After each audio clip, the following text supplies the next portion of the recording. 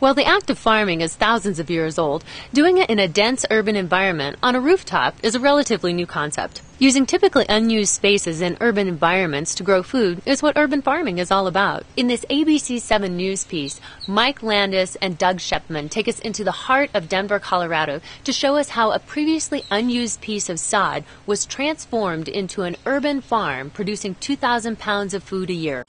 This is 7 News. Visitors to the Colorado Convention Center will soon be enjoying more locally grown food. And by locally grown, we mean right outside the convention center's doors. 7 News reporter Doug Shepman explains how an underutilized strip of land is now Denver's newest urban farm. This is as urban as you get. There's the RTD train, there's Spear Boulevard. And nestled between the two, where we're standing was all sod. A small-scale production farm. There's 45 raised beds. We're going to be growing thousands of vegetable plants here. Blue Bear Farm was created by Centerplate, the convention center's caterer.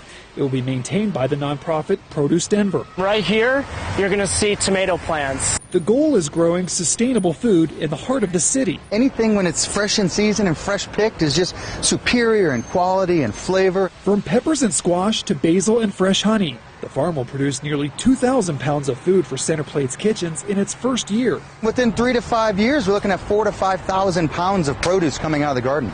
And urban farms create jobs. Because of this project, Produce Denver grew from 3 employees barely paying themselves to 6 employees. Plus, local contractors were brought in to install fencing. It's a forward-thinking project in a highly visible and non-traditional location. People are rolling down their windows and we're like, hey, we're building a farm for food. And they're like, what? And its creators hope the concept takes root in downtown Denver. You know, hopefully this will set the standard and, you know, let other people know that it is possible for sure. Doug Shepman, 7 News. And Denver's not the only place in Colorado making better usage of land in the city.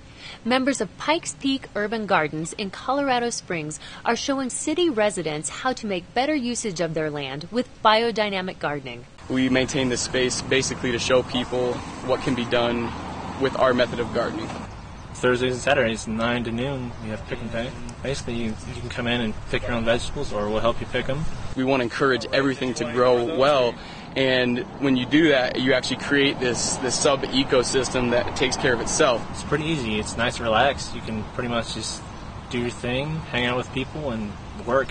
When you do biodynamic gardening, you're really trying to enliven the soil, and you're trying to build pretty much a whole system here. You're trying to increase pollinators, and you can see it in the soil too. When you dig down, you see earthworms, you see a lot of insects and bugs. During the Waldo Canyon fire, you know, that big old heat wave, we had to water a lot more.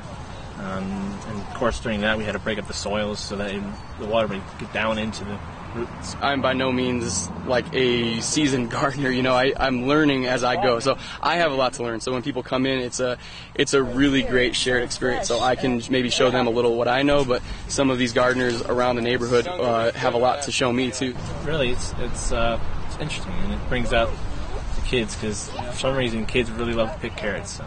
It's wonderful for people to come in, and instead of just being handed a beet or a fistful of carrots, they can actually be given the chance to see it coming from the ground, and you hear like the concept, like the seed to plate concept, and this is really where it is.